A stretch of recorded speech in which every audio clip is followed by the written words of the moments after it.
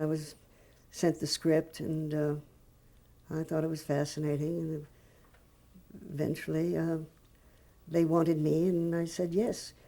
But I remember one of the moments before either of us said anything was a call from 20th Century Fox saying, Miss Hunter, how tall are you? I thought, my God, I feel like a child actor. How tall do they want me? Anyway, I told them how tall I was. And you are? Thank you very much. Well, at that time, I was like 5'3.5". And they were I'm asking, 5'2" now.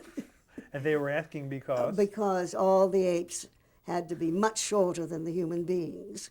So I was short enough.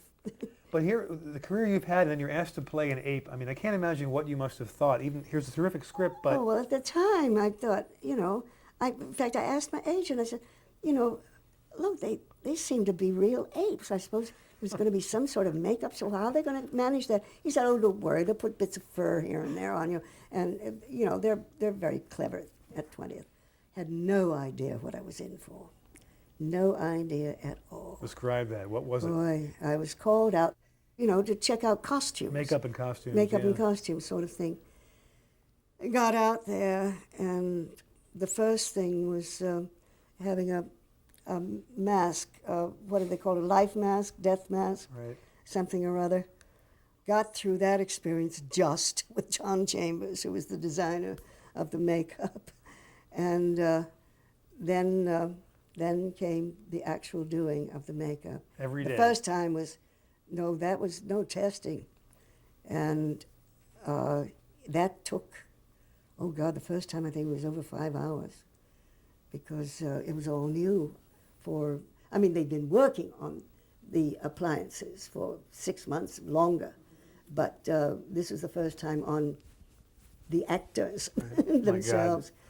And then it was mostly Roddy and myself. We got before a camera. Roddy McDowell. Yes, Roddy McDowell, and talking and so forth. And the sound people were not happy at the beginning. And so Roddy and I were sent to a sound studio and worked like crazy, the two of us, to figure out how to get through the appliances without it sounding nasal or odd, that it would sound perfectly the way it should sound. So you're wearing the masks and trying out Oh, the yeah.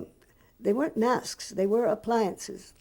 I think 3-4 different kinds of glue that, for different reasons. I mean, certainly around the mouth, it had to be flexible enough to allow our mouths to function underneath. And So each day in the set, when it came down to shooting eventually, you were spending how much time in makeup before and after performance? when we finally got to shoot it, this was a month or two later, after all this testing. What We would had it to take? teach other chimps when we got finally to the set, and gorillas and everybody else, how to talk, including Morris Evans. Huh. But no, I'd have to get to the studio at, say, 4 o'clock in the morning in order to be ready to shoot at 8. And then, say, we'd finish shooting at 7 o'clock at night. I wouldn't get home until 9 at least. So they were long days. Also, I did beg the production people to please schedule the shooting so that the apes don't have to get into the appliances more than 4 days running, because by the end of the 4th day, our faces looked as if we had measles anyway, getting all of the glue off, because you had to do it with alcohol. You couldn't do it with acetone or anything. That would have killed our skin. But even with alcohol, it was... I learned, they brought in dermatologists who didn't have the foggiest idea to tell us how to deal with it. Here you are in this appliance. You're playing an ape psychiatrist. Well, of course, I mean, Roddy and McDowell, myself, both of us, he at the San Diego Zoo, me at the Bronx Zoo, did a lot of,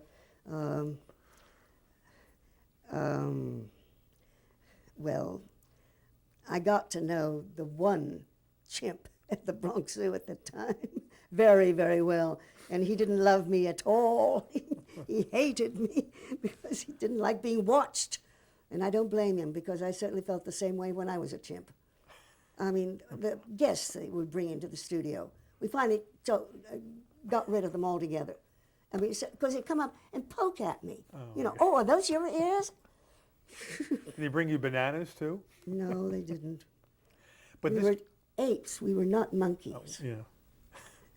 What was it about this woman, this character that you loved for 3 Oh, movies God, that it became was so? just a beautifully written character, great sense of humor, and